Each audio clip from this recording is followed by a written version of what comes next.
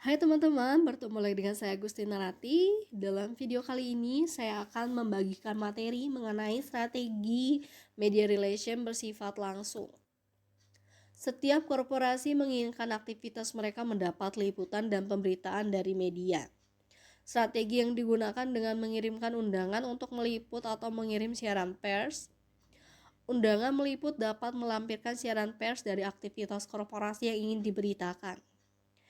Aktivitas public relation atau media relation tidak lagi terbatas pada aksi-aksi membangun relasi langsung dengan jurnalis atau bidang redaksi atau manajemen media, melainkan staf media relation dituntut untuk memiliki kemampuan untuk memproduksi naskah-naskah pendukung agar proses hubungan dengan media dapat dimaksimalkan. Naskah yang sebaiknya disusun oleh media relation diantaranya media pitch, press release, press card, dan lembar fakta. Menyusun media pitch. Pitch letter adalah surat yang berisi kisah atau ide tentang hal terkait korporasi yang ingin diliput oleh media massa dengan menggunakan sudut pandang yang menarik minat jurnalis atau media agar tergoda untuk melakukan liputan dan memberitakannya. Pitch letter menjadi penanda adanya nilai berita dalam suatu peristiwa atau hal yang ingin diberitakan oleh media. Pitch letter dikirim secara khusus kepada persona jurnalis atau tim redaksi yang dipilih dan sebelumnya sudah memiliki hubungan baik dengan tim media relation korporasi. Sebaiknya pitch letter tidak dikirim ke seluruh jurnalis, melainkan dikirim secara personal kepada jurnalis media sesuai dengan orientasi kepentingan korporasi, agar jurnalis yang dituju merasa mendapatkan personal touch, sehingga tertarik untuk memberikan umpan balik. Elemen penting dalam penyusunan pitch letter yang pertama adalah lead yang efektif, di mana kalimat utama pada bagian awal dimulai dengan data riset atau menyampaikan hal yang memiliki kedekatan dengan khalayak. Yang kedua adalah kalimat yang persuasif, di mana kalimat itu mengajak jurnalis atau redaksi media untuk ikut bertindak dan mengambil peran terhadap hal yang diinginkan. Yang ketiga adalah data atau nilai riset yang berupa informasi berbasis data atau hasil riset yang dapat dipertanggungjawabkan tentang topik yang ingin disampaikan. Lalu proposisi nilai, di mana posisi korporasi terhadap hal-hal yang harus segera diambil tindakan dari persoalan yang disampaikan sebelumnya. Lalu ada kesimpulan, di mana berupa sebuah rangkuman atau penekanan kembali ajakan sehingga jurnalis atau redaksi media untuk bertindak. Lalu yang terakhir adalah pitch letter itu harus singkat dan padat, di mana jumlah kata dalam sebuah pitch letter tidak terlalu banyak atau cukup 4-5 paragraf, masing-masing terdiri dari 7-10 baris atau 400-500 kata. Menyusun kisah dalam pitch letter. Yang pertama adalah dimulai sebagai pertanyaan atau fakta menarik yang menghubungkan pesan apa yang ingin disampaikan dengan target khalayak yang diinginkan. Dimulai dari fakta yang dekat atau sedang tren di kalangan target khalayak yang hendak disasar. Yang kedua adalah kalimat tanya atau fakta yang dekat dengan atau sedang tren di kalangan target masyarakat yang disampaikan pada bagian lead yang dimaksudkan untuk mempersuasi jurnalis atau redaksi media agar tertarik dengan kisah yang akan disampaikan. Yang ketiga adalah menghindari penggunaan klise pada pitch letter, apalagi jika diletakkan pada kalimat pertama. Dan yang keempat adalah kalimat pertama pada lead harus mampu menarik perhatian jurnalis dan redaksi media. Jenis dan contoh pitch letter. Yang pertama adalah pitch letter pertama dikirim untuk satu topik yang baru. Diharapkan tulisan dibuat mengalir, bertutur, santun, tanpa tendensi menggurui, tidak mengandung klise atau hiperbola, namun nada tulisan disajikan dengan datar dan dingin, tidak terlalu akrab dan berpura-pura dekat. Yang kedua adalah pitch letter untuk relasi yang sudah terjalin sebelumnya, di mana tulisan harus tetap dibuat mengalir, bertutur, santun tanpa tendensi menggurui, tidak mengandung klise atau hiperbola, namun nada tulisan disajikan dengan akrab dan hangat. Lalu yang ketiga adalah pitch letter yang bersifat pribadi, di mana lead dimulai dengan memberikan perhatian khusus yang bersifat personal pada jurnalis sebagai bentuk apresiasi untuk mengambil simpati jurnalis agar berkenan menulis pesan yang diinginkan. Menyusun press release, press klar, dan lembar fakta. Sebuah korporasi memiliki khalayak atau publik internal dan eksternal. Publik internal terdiri dari pimpinan, investor atau pemilik korporasi, karyawan, dan keluarga karyawan. Publik eksternal terdiri dari masyarakat umum, pemerintahan, atau media massa. Untuk jenis korporasi yang berorientasi pada produk, distribusi, dan konsumsi, atau pelayanan jasa membutuhkan komunikasi massa yang bersifat rutin dan terjadwal dengan menggunakan media massa. Strategi untuk berkomunikasi melalui media massa dengan menggunakan press release atau siaran pers.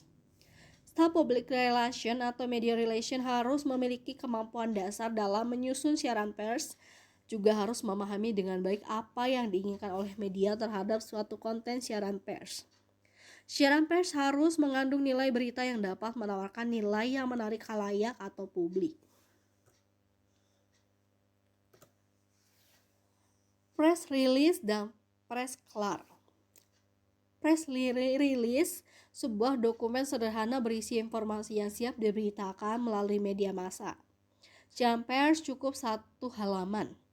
Isinya langsung pada pokok pesan yang ingin disampaikan. Lalu semua persoalan berada di bagian atas atau lead. Press klar, bentuk press release yang sudah jadi berita yang siap untuk diterbitkan. Kriteria siaran pers adalah kemampuan menulis siaran pers yang baik dan pemahaman yang tepat tentang sejumlah strategi dan teknik menyusun siaran pers. Lalu memperhatikan struktur umum pemberitaan media massa, lalu menyusun siaran pers dengan cara piramida murni. Dan yang terakhir adalah straight news, merupakan berita yang menyajikan hal terpenting dari keseluruhan informasi yang ingin disampaikan yang mengandung unsur 5W plus 1H dengan menggunakan pola piramida terbalik. Berikut adalah gambar struktur piramida terbalik, di mana di atas terdapat headline atau judul berita, yang lalu di bawahnya ada deadline yang berubah waktu berita diterbitkan, baik itu tanggal, waktu, bulan, jam. Lalu ada lead berita atau teras berita yang bersifat sangat penting. Lalu ada bridge atau perangkai yang bersifat penting. Lalu ada body atau tubuh berita yang bersifat cukup penting. Lalu ada leg atau kaki berita yang bersifat kurang penting. Jenis press release yang pertama berdasarkan keterlibatan pihak lain, yaitu press release sebagai tuan rumah. Ada 2 hal yang harus diperhitungkan, yaitu adalah kapasitas tamu dan menyebar press release sebelum menerima tamu.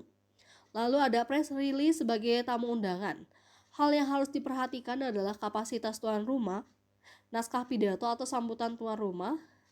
Dalam hal tuan rumah tidak menyiapkan naskah pidato, maka membuat press release dengan menggunakan perspektif korporasi atau menunggu sambutan lisan dari tuan rumah untuk bahan menyusun materi press release. Lalu ada press release bersama, di mana materi yang harus dimunculkan pada press release dalam perspektif kepentingan korporasi. Juga ada pemuatan logo bersama dalam lembar press release. Juga ada kontak person atau pejabat yang menandatangani lembar press release. Juga ada jenis press release berdasarkan tingkat urgensi pesan, di mana pesan penting yang mengandung perhatian publik atau media luas atau korporasi dalam masa krisis, yaitu jangan membiarkan publik atau media mencari jawaban sendiri atau informasi yang mereka butuhkan. Lalu, jika kebutuhan terhadap informasi besar sementara salur informasi kecil, saat itu waktu yang tepat untuk munculnya isu liar yang sulit dikendalikan jika sudah meluas. Lalu, berikan press release singkat, hanya memberikan pesan pokok yang ingin disampaikan. Lalu selanjutnya tawarkan untuk menghubungi langsung pihak yang disiapkan untuk dihubungi oleh media. Lalu ada strategi, ini berguna untuk yang pertama, untuk menciptakan hubungan humas dengan media tetap baik karena tetap menjaga komunikasi. Lalu juga media mendapatkan berita tetapi sangat terukur karena hanya pesan penting yang ingin disampaikan. Lalu ada memiliki otoritas untuk menyeleksi media wartawan yang akan diterima wawancara. Lalu ada pesan normal yang mengandung kepentingan publik dalam masa normal.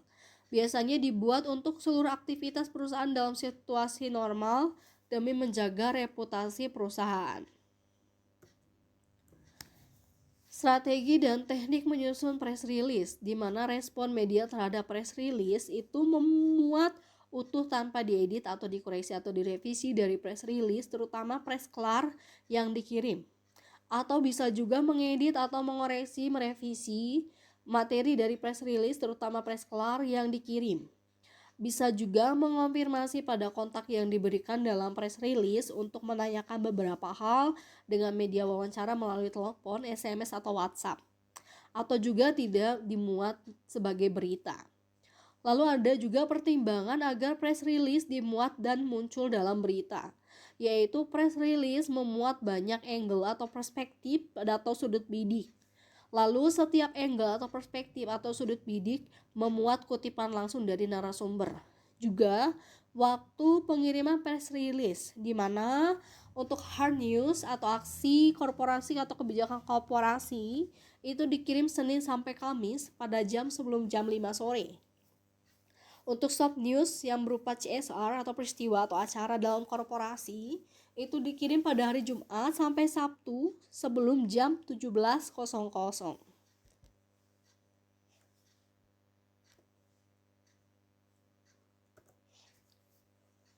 6 komponen kunci dalam teknis menyusun siaran pers, yaitu what. Apa yang terjadi yang menyatakan terjadinya suatu peristiwa. Who, siapa yang menyatakan orang yang terlibat atau dilibatkan atau berada dalam peristiwa. When, kapan, menyatakan waktu terjadinya peristiwa, meliputi hari, tanggal, bulan, tahun, jam, menit, detik, pagi, siang, sore atau petang atau malam, dan seterusnya. Where, di mana, menyatakan tempat atau lokasi peristiwa berlangsung. Why, mengapa, menjelaskan alasan terjadinya suatu peristiwa. How, bagaimana, menjelaskan atau mendeskripsikan secara detail kronologis runtutan terjadinya suatu peristiwa. Tahap membuat siaran pers adalah menggunakan kertas berkode, berkop, ditandatangani oleh pejabat resmi dan distempel. Lalu, berikan keterangan mohon diterbitkan segera jika materi yang disampaikan memang ditujukan sebagai publikasi yang harus disegerakan pemuatannya. Lalu, buatlah judul yang singkat, jelas langsung pada pokok pesan utama yang akan disampaikan. Lalu mulailah dengan teks berita yang menampilkan kata kunci, ringkasan statement yang aktual, relevan, dan important information. Semakin ke atas isi berita semakin penting, semakin ke bawah semakin tidak penting. Lalu ikuti juga pola satu ide untuk satu kalimat. Identitas pengirim harus jelas seperti memuat nomor telepon, nomor kontak person, atau alamat email yang bisa dihubungi setiap saat. Juga dalam hal tertentu jika diperlukan, press release dapat memuat usulan mengenai orang-orang yang dapat diwawancarai. Menyusun lembar fakta. Apa itu lembar fakta? Lembar fakta merupakan salah satu dokumen penting yang digunakan untuk memberikan informasi terbaru korporasi yang menyeluruh mengenai suatu topik tertentu dalam konteks public relation atau media relation. Dalam konteks public relation atau media relation, lebih sering diserahkan bersama atau sebagai lampiran press release atau siaran pers atau media kit yang diberikan pada jurnalis. Lembar fakta bersifat sebagai dokumen pendukung atau pelengkap dalam lampiran siaran pers. Dapat membantu jurnalis dalam memahami konteks korporasi lebih luas lagi, dan biasanya lebih sering ditampilkan dengan lebih kreatif menggunakan grafik, gambar, atau karya seni bentuk lainnya. Tidak boleh terlalu panjang karena dapat membuat jurnalis jenuh. Juga materi dibatasi hanya pada informasi yang relevan dengan materi siaran pers. Intinya adalah informasi yang disajikan dengan ringkas, singkat, menarik perhatian agar jurnalis membaca untuk kemudian menjadi salah satu sumber berita. Format lembar fakta yaitu format Ask question, di mana berisi tentang tanya jawab seputar informasi yang akan disampaikan dalam lembar fakta, menjadi panduan yang menyapu semua hal informasi yang akan disampaikan kepada jurnalis dengan lebih efektif, dan tidak ada lingkup masalah dari inti informasi yang tidak tersampaikan. Yang kedua adalah format grafis deskriptif, di mana mengandalkan visual grafis dengan penjelasan singkat. Lalu ada format tabulasi deskriptif, di mana berisi tentang informasi yang ingin disampaikan dikemas dalam kelompok tabulasi, yang lebih mengandalkan sistematika informasi dan penjelasan yang lebih panjang. Sistematika lembar fakta, yaitu materi lembar fakta biasanya berisi profil singkat perusahaan, hal-hal yang telah dicapai, hal-hal yang sedang dikerjakan, hal-hal yang akan dikerjakan, informasi penunjang yang relevan, juga informasi penutup berupa pihak atau respon yang dapat dihubungi untuk informasi yang lebih lanjut. Hal yang harus dihindari dalam menyusun lembar fakta adalah jangan memuat banyak fakta dalam bentuk angka atau data statistik. Jangan menyampaikan fakta yang tidak urut atau acak, karena akan membuat jurnalis kebingungan dalam memahami materi. Juga jangan terlalu banyak menjelaskan dengan narasi yang panjang, karena akan banyak memakan waktu jurnalis untuk membacanya. Juga jangan menggunakan kutipan atau pernyataan langsung, wawancara atau narasumber, karena ini ada dalam siaran pers. Menyusun FAQ dan strategi wawancara. Frequently asked question atau FAQ, atau dapat disebut Ask and Question atau QI, adalah daftar pertanyaan dan jawaban yang diperkirakan atau paling sering muncul. Dalam konteks public relation dan media relation, FAQ disusun untuk mempersiapkan wawancara dengan media atau berbagai kegiatan korporasi yang menghadirkan jurnalis. FAQ berfungsi sebagai komunikasi korporasi yang lebih efektif dan mendapat kesan positif dari jurnalis. Tanpa FAQ, sebuah pertanyaan yang diajukan jurnalis tidak dapat diprediksi jawabannya. Jawaban yang diberikan tidak efektif dan dapat membingungkan jurnalis, sehingga kesan positif tidak dapat dimiliki korporasi. Saat sesi tanya jawab atau wawancara dengan jurnalis, dapat muncul pertanyaan di luar perkiraan. Diperlukan kemampuan untuk dapat menyusun FAQ yang baik, sehingga untuk seluruh pertanyaan yang muncul dapat diperkirakan jawabannya. Bagaimana menyusun FAQ? Disusun dengan menggunakan perspektif jurnalis atau kebiasaan media, lalu mengacu pada pengalaman penulis sebagai wartawan atau konsultan humas. Dapat juga disusun dengan menggunakan 3 pendekatan yang ditempatkan sebagai satu kesatuan. Yang pertama adalah pendekatan kontekstual, di mana pendekatan normatif yang membutuhkan kelengkapan 5W+1H. Yang kedua adalah pendekatan kontekstual, di mana pendekatan situasional yang berkaitan dengan materi siaran pers dengan situasi yang berkembang atau dinamika yang terjadi sebagai konteks saat itu.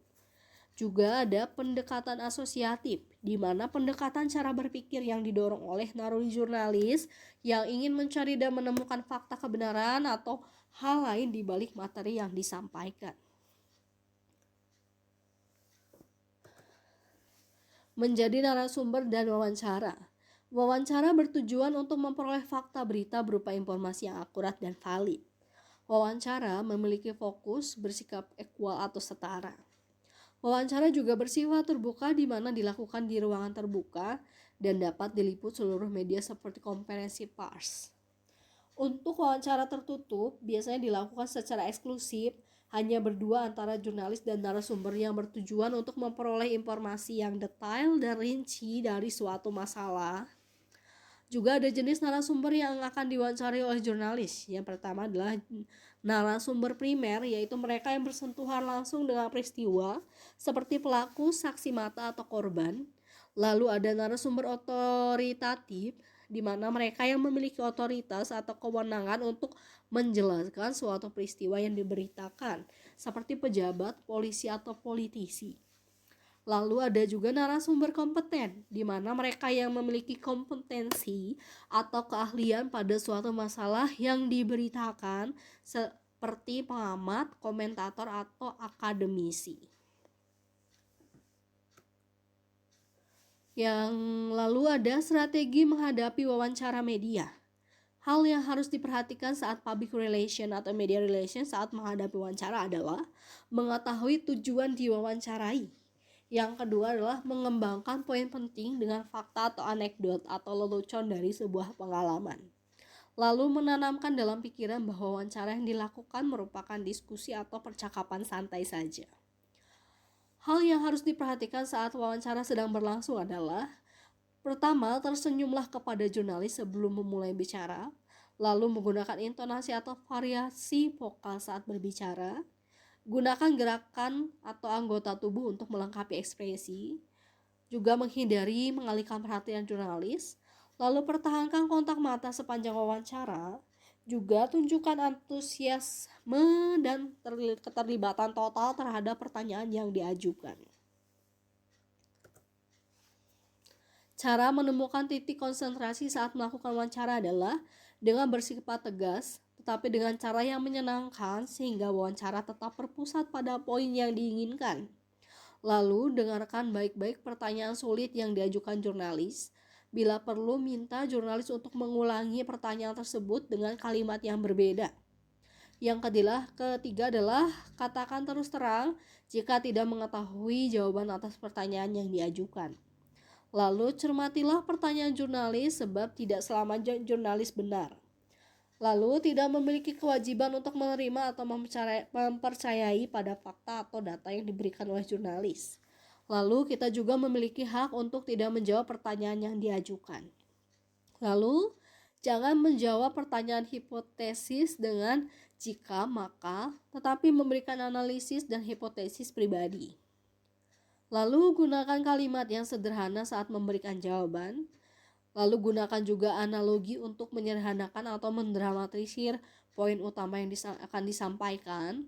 Dan jika menggunakan kutipan, jagalah agar kutipan tetap singkat. Lalu gunakan format piramida terbalik saat memberi penjelasan. Kiat atau tips umum saat melakukan wawancara dengan media, yaitu yang pertama adalah media televisi atau radio di studio. Kita harus bersikap ramah, spontan, responsif pada tuan rumah dan audiens. Kita juga perlu mengetahui lamanya waktu wawancara yang akan dilakukan. Juga mencoba belajar untuk mengetahui kesukaan, minat, atau prasangka dari tim redaksi media. Jangan menganggap tim redaksi media sebagai musuh. Dan adanya pra-wawancara yang dilakukan oleh host atau seseorang dari staf produksi. Jangan letakkan atau pegang catatan menyangkut hal penting yang ingin digunakan. Lalu wawancara radio kadang bersifat santai. Saat wawancara di televisi, pandanglah mata yang mewawancarai. Lalu abaikan teknisi dan kameramen di lokasi. Alihkan pandangan ke kamera saat menyampaikan poin khusus pada pemirsa. Juga saat wawancara di radio, jarak ideal mulut dengan perekaming adalah 5 jari di bawah mulut atau dagu. Menghindari bahasa tubuh defensif seperti meremas jari, melipat tangan di dada, mengepalkan tinju atau menyipitkan mata. Lalu bagi pria disarankan menggunakan kaos kaki yang menutupi betis agar kulit kaki tidak mengganggu pemirsa saat menyilangkan kaki. Hindari memakai baju bergaris-garis tipis, pakai baju dengan warna polos yang solid. Juga hindari menggunakan perhiasan yang memantulkan cahaya atau yang menimbulkan kebisingan. Yang kedua adalah media cetak, koran, dan majalah. Kita jangan berpikir berbicara off the record. Pastikan bahwa dikatakan kepada jurnalis adalah apa yang ingin dilihat di media cetak. Lalu segera menghubungi jurnalis saat merasa salah menyatakan sebuah fakta atau menyampaikan sesuatu dengan buruk. Lalu seorang jurnalis surat kabar tidak akan mengizinkan untuk meninjau salinan sebelum dicetak. Lalu berikan informasi pokok penting yang dibutuhkan oleh media saat wawancara berupa door, stopping, atau mencegat atau menghadang. Lalu pilihlah pertanyaan yang dapat dijawab saat diberi pertanyaan yang mencecar dan bertubi-tubi. Katakan no comment jika tidak mampu menjawab pertanyaan.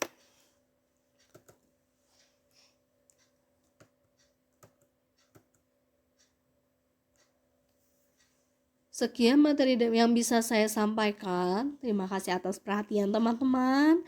Mohon maaf bila ada kesalahan dalam penyampaian dan tata bahasa. Saya ucapkan sampai jumpa dan terima kasih.